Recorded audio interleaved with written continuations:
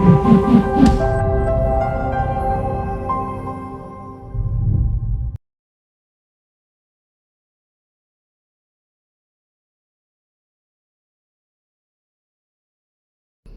real estate nerds, this is Alex Yoder with Pro Tip Tuesday, my favorite day of the week. And today I want to talk about HOAs and pet fees. Because for the first time since I've been doing property management, we had an HOA charge one of our tenants for having an animal on their property.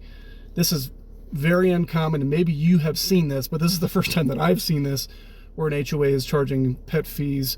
And usually you're just going to see this in a townhome or a condo community, not a single family community.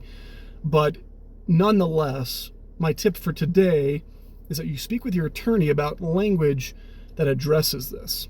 Because even though most of us have policies in our lease pertaining to the HOA and pertaining to the tenant's obligation to comply with the rules and regulations of the area and to comply with any other provisions that are defined by the HOA, them paying fees to the HOA for an animal, even with one of those kinds of provisions, I think is kind of a gray area. So you really want to define that specifically in your contract and speak with your attorney about positioning that language for your contract so that if it comes up, you are covered. Now, if you just own a single family home, this may not be necessary, but if you have a portfolio or if you're a property manager that has a bunch of doors, having a provision in your lease that talks about pet fees and HOAs and how that's handled would be advisable.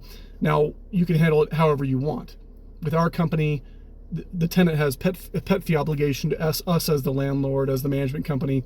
But in addition to that, they are also obligated to pay whatever monthly or annual fees the HOA is requiring in order for their animal to be there in the community. So we are passing that on to the tenant since it is their animal that is creating the fees, which I think is reasonable. But again, speak with your attorney about how you want to position that and get that in your lease, in my opinion, as soon as you can so that you're covered if that happens. That's all for today. We'll see you next week.